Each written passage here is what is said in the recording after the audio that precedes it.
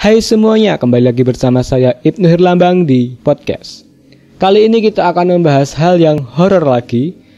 Tapi ini bukan berkaitan dengan film ataupun dengan lagu.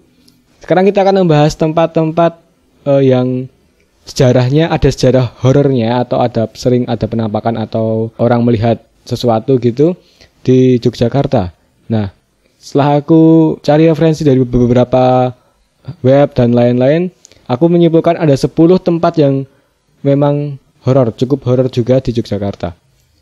Ini bukan bermaksud untuk menakut-nakuti kalian main ke Jogja, bukan. Tapi ini untuk pengetahuan aja.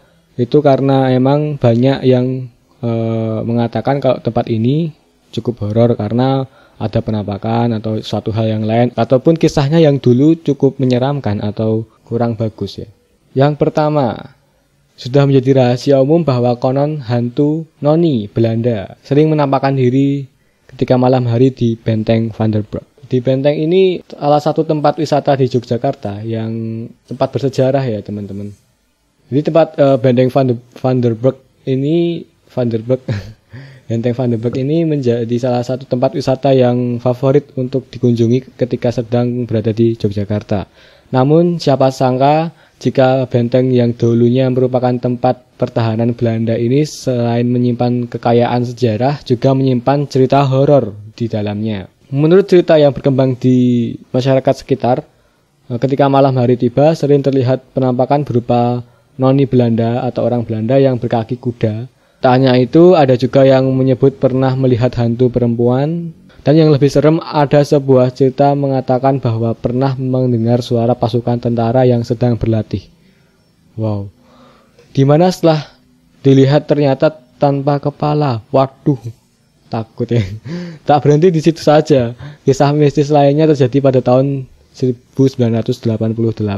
Pada saat Pasar Beringharjo sedang mengalami renovasi, ada sebuah kejadian menggemparkan di mana terdengar teriakan yang sangat kencang dari dalam benteng ini. Setelah diusut ternyata suara tersebut dikabarkan adalah suara teriakan dari arwah yang menjadi tawanan pada zaman Belanda dahulu.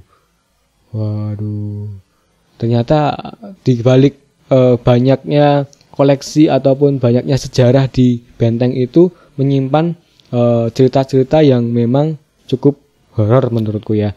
Tapi ini bukan menakut-nakuti kalian ya, tapi ini cuma sejarah. Jadi ini rumor yang berkembang di masyarakat. Jadi seperti yang channel ini podcast dari awal, rumor ini memang yang berkembang di masyarakat yang dibicarakan di sini. Jadi ada kebenarannya mungkin 50%. Kalau kalian percaya ya percaya aja. Kalau mau pergi ke sana berarti kalian harus bermisi atau yang sopan lah. Kita namanya juga di kota Jogja, kita terbiasa untuk sopan. Jadi untuk kalian yang datang ke Jogja juga membiasakan diri untuk sopan gitu ya teman-teman.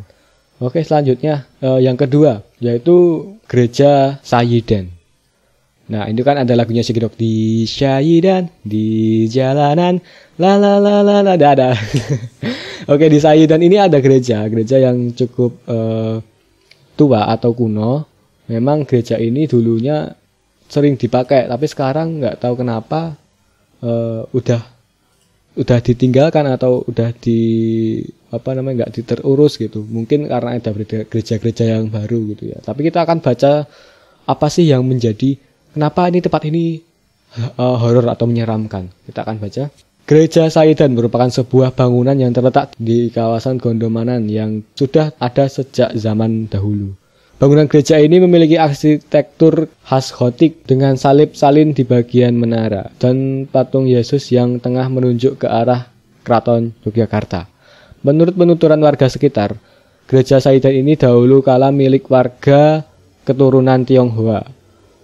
Baru melewati bagian luar gereja saja, sudah bisa dipastikan bulu kuduk kalian akan merinding atau akan berdiri.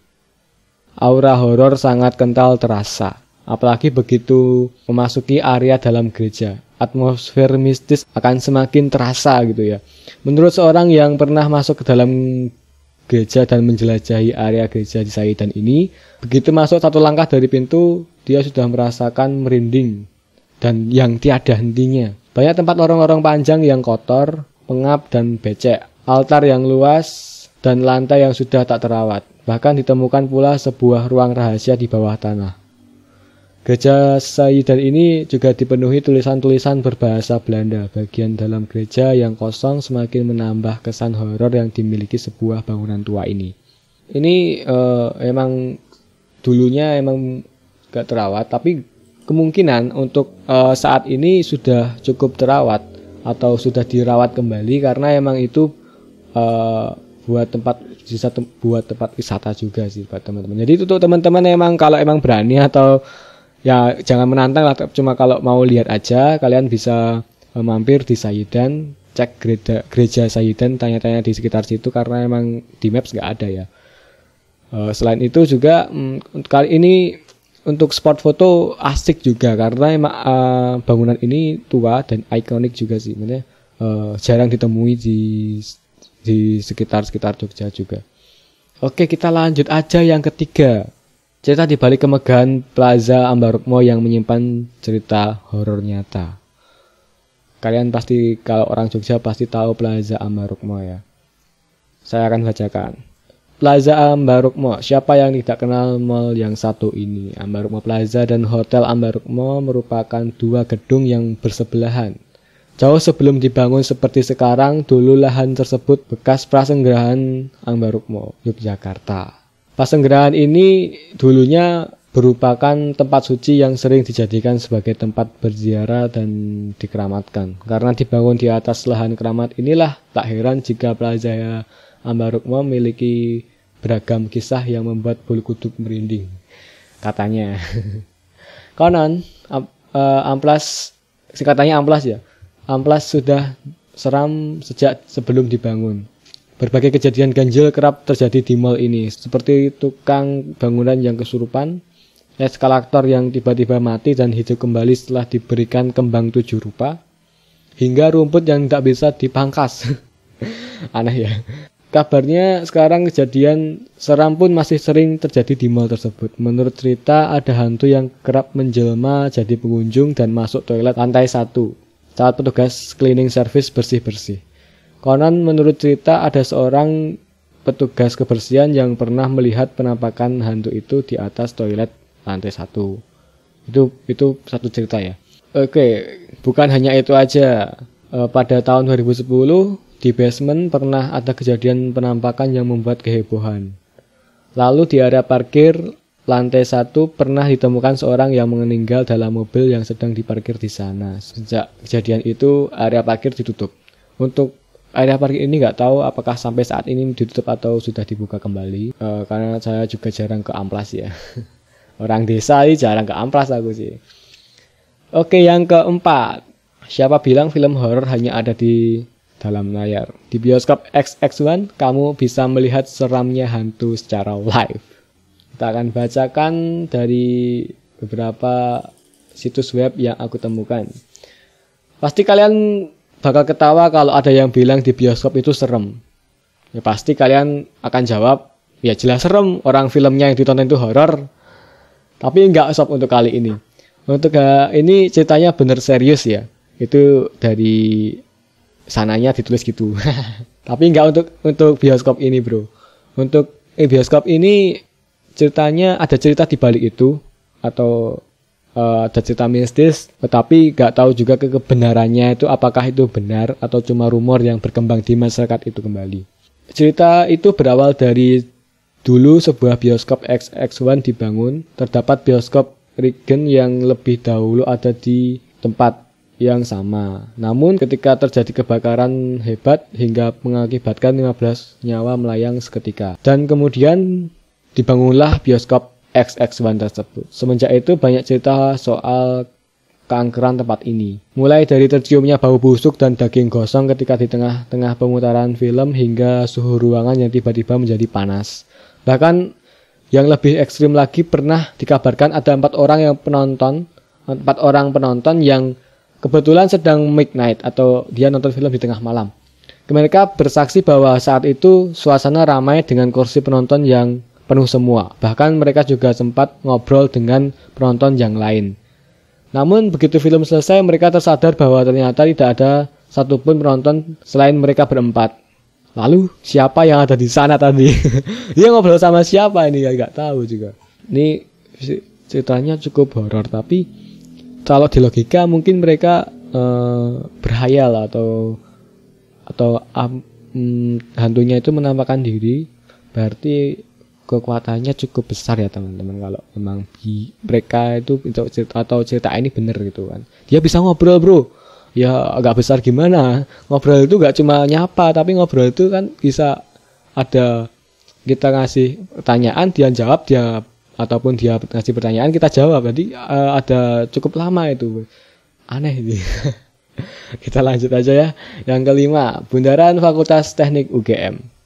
Digambarkan di sana memang banyak cerita horor. Oke, kita akan bacakan yang di Bundaran kampus UGM Teknik ya. Jika kalian pernah menjadi anak atau sedang menjadi anak UGM, pasti tidak asing lagi dengan tempat yang satu ini, Bundaran Fakultas Teknik UGM. Memang bukan sekedar bundaran jalan yang ramai. Ya mungkin memang jika pagi atau siang nampaknya biasa-biasa saja. Namun keadaan akan berubah ketika malam hari. Sebuah legenda horor menceritakan bahwa bagi siapa saja yang melewati bundaran teknik UGM tersebut, maka jangan sekali-sekali menyanyikan lagu Gugur Bunga. Lah, kenapa? Apalagi jika tengah malam dan juga sendirian. Konon katanya, jika kalian akan atau melanggar atau menyanyikan Gugur Bunga itu, ada sosok menyeramkan yang mengikuti dan ikut menyanyikan lagu tersebut bersama dengan kalian. Aku nggak merinding juga sih. Gimana, masih berani nggak jalan sendirian di sana? Jadi kalau di sana mitosnya itu jangan nyanyikan Gugur Bunga. Kalau kalian mencoba silahkan, tapi aku nggak tanggung ya. Ini juga mitos yang berkembang di masyarakat. Aku sering lewat dan juga kalau tahu gini jadi merinding aku. Kita lanjut. Yang keenam, sebuah villa di Jalan Kaliurang memiliki cerita mistis yang sering diangkat ke layar lebar. Kalian pasti tidak asing lagi dengan cerita horor yang memiliki setting latar belakang tempat berupa villa. Ya, cerita ini umumnya digambarkan di beberapa kisah film horor. Nah, di kawasan Jalan Kaliurang, Yogyakarta terdapat sebuah villa di mana konon menyimpan cerita horor yang nyata pernah terjadi. Berawal dari tahun 2008 saat sebuah rombongan pelajar SMP dari Jakarta yang pernah bermalam dan menginap di sebuah villa yang berada di Jalan Kaliurang ini. Ada sebuah kejadian janggal yang terjadi pada mereka, di mana ketika memasuki sebuah ruangan kamar, tiba-tiba settingan dari tanggal pada handphone mereka berubah menjadi 12 September 1977. Seketika mereka sontak kaget dan tak percaya. Anehnya, begitu mereka keluar ruangan tersebut, settingan waktu di smartphone itu kembali normal lagi. Cerita horor gak cuma di situ saja ya, itu cuma kayak biasa lah. Ketika ada seorang siswa mengambil foto temannya yang sedang berpose, hasil foto yang ada adalah sosok yang sudah tua. Bisa bayangin gak kalian kalau ada di situ? Berarti kalian kalau mau prediksi tua nggak perlu aplikasi ya, tinggal ke sana foto, udah itu tampak tua. Tapi cukup ngeri juga sih teman-teman kalau emang itu benar terjadi ya. Oke, yang ketujuh, coba mendaki ke Gunung Langgeran dan buktikan sendiri kisah penampakan hantu yang membuat kalian lari terbirit-birit. Ini katanya dari tagline dari web ya. Kita akan bacakan apa sih maksudnya itu kok lari terbirit-birit itu ya. Ketinggian Gunung Langgeran yang hanya 700 mdpl sering dijadikan tempat pendakian para pecinta alam. Gunung Api Purba di Jakarta ini bisa dibilang salah satu gunung dengan cerita mistisnya yang selalu terngiang-ngiang di telinga. Cerita tersebut bermula dari dua orang pendaki yang tengah melakukan pendakian. Karena ketinggiannya hanya 700 mdpl, mereka yakin jika bisa sampai di puncak hanya dalam satu malam pendakian. Namun baru setengah perjalanan, entah kenapa langkah mereka menjadi berat, dan kemudian mereka memilih untuk beristirahat terlebih dahulu. Kemudian dari kejauhan terlihat sosok wanita penjual jamu yang melambaikan tangan kepada kedua pendaki tersebut. Saat mereka ingin memastikan, tiba-tiba sosok tersebut menghilang. Waduh, ngeri juga. Seketika tanpa berpikir panjang, kedua pendaki tersebut lari menuju ke bawah tanpa menoleh ke belakang sedikit pun. Itu mitosnya gitu teman-teman. Jadi kalau mau mendaki lebih baik pagi banget, terus nanti turunnya siang atau sore gitu teman-teman. Karena emang ini cuma 700 mdpl ya, jadi nggak terlalu tinggi juga. Kalau emang kalian takut malam hari ketemu kayak gini.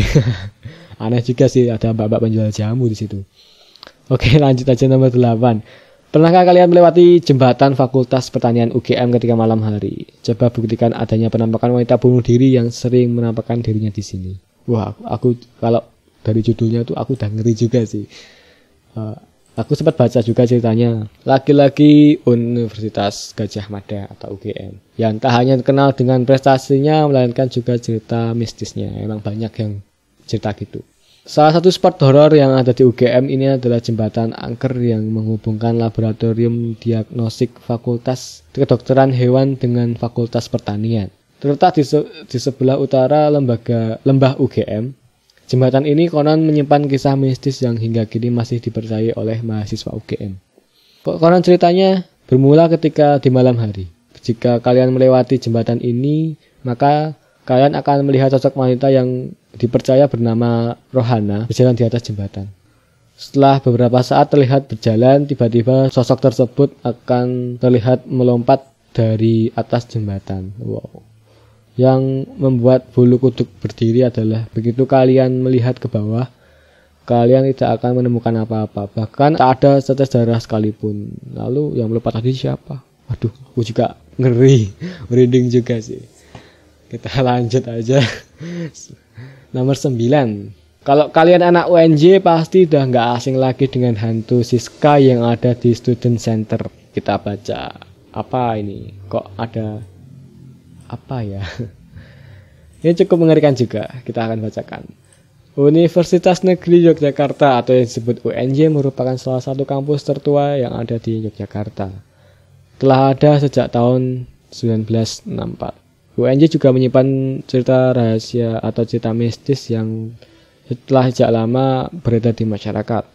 Sosok wanita cantik dikabarkan sering menampakkan diri di kawasan Student Center UNJ. Salah satu cerita mengatakan bahwa ada satu waktu di mana beberapa mahasiswa UNJ berniat untuk mengembalikan alat-alat yang telah digunakan dalam suatu kegiatan di kampus. Seperti biasa, alat tersebut harus disimpan dan dikembalikan di tempat asalnya, yakni ruang gedung Student Center. Setelah semua alat telah dikembalikan dan selesai, para mahasiswa berniat untuk mengunci kembali pintu Student Center. Saat pintu telah mereka kunci, tiba-tiba muncul sosok wanita di balik kaca jendela gedung tersebut. Dia tampak memanggil-manggil minta untuk mendekat, dan ketika pintu Student Center kembali dibuka, sosok wanita tersebut menghilang seketika. Hingga kini, cerita horor tersebut masih terdengar turun-temurun di kalangan mahasiswa UNJ. Hantu tersebut sering disebut sebagai Siska, si penghuni Student Center. Mengerikan juga ya teman-teman, kalau kalian menemukan seperti itu, apa yang akan kalian lakukan? Kalian tuliskan komentar di bawah ya teman-teman. Nomor 10. Oke, nama yang terakhir ini, jangan lupa kamu mengucap permisi sebelum memainkan ayunan yang ada di Puncak Becici. Puncak Becici ini terkenal dengan kearifannya yang rimbun atau yang sejuk gitu ya teman-teman. Itu banyak spot-spot foto yang instagramable gitulah. Buat upload Instagram itu bagus. Tapi ini kalau kalian ke sana, ini ada cerita, jangan lupa kalian permisi di sana karena kalau mau memainkan ayunan. Kita akan bacakan apa sih kenapa kita harus permisi gitu ya. Kawasan Puncak Becici memang menjadi salah satu tempat wisata favorit untuk para traveler dan para dolaners. Puncak Becici memiliki spot yang istimewa di mana kalian bisa menikmati pemandangan seluruh kota Yogyakarta dari ketinggian. Tetapi siapa yang menyangka di balik keistimewaan tersebut, Puncak Becici menyimpan cerita horor. Terdapat sebuah ayunan yang menggantung di sebatang pohon, ya emang ayunan digantung ya. Konon katanya ada seorang yang memainkan ayunan tersebut tanpa permisi, maka dia akan merasakan ada dorongan yang kuat dari belakang. Hal tersebut dikatakan bahwa anak kecil penunggu ayunan tersebut merasa terganggu dengan adanya orang yang memainkan tanpa permisi di tempatnya. Dan malam harinya di dalam tenda, seseorang tersebut mendengar suara gaduh, padahal dia beserta teman-temannya sedang ada di luar tenda. Dan betapa terkejutnya setelah dia ingin melihat apa yang ada di dalam tenda. Ternyata sosok pocong terlihat dari dalam tenda tersebut. Bayangin jika kalian terjadi seperti itu. Langsung lari aku bro. Jadi kalau kalian buka tenda, tahu-tahu pocong, langsung lari bro. Oke, itulah tempat-tempat yang ceritanya horor ya teman-teman. Jadi jangan 100% percaya, tapi kalian ambil sisi positifnya aja. Kalau kalian pergi kemana-mana, khususnya di Jogja kan mudayakan unggah-ungguh ya, atau sopan santun gitu teman-teman. Jadi kalau kalian pergi kemana-mana, walaupun ya di luar Jogja juga, kalian tetap harus jaga sopan santun kalian. Karena di dunia ini kan kita hidup berdampingan juga dengan yang namanya makhluk halus gitu. Kalau di agamaku ada memang makhluk halus atau jin. Oke, sampai sini dulu untuk ceritanya teman-teman. Silahkan kalian tulis komentar kalau ada pertanyaan. Jangan lupa follow semua sosial media aku di Instagram, Twitter ataupun Facebook dengan nama Ibnu Herlambang. Jangan lupa like, comment, and subscribe channel ini supaya aku bisa upload hampir tiap hari di bulan Ramadan ini. Walaupun kemarin sering tersendat-sendat ya. Seperti biasa, saya Ibnu Herlambang and see you next podcast.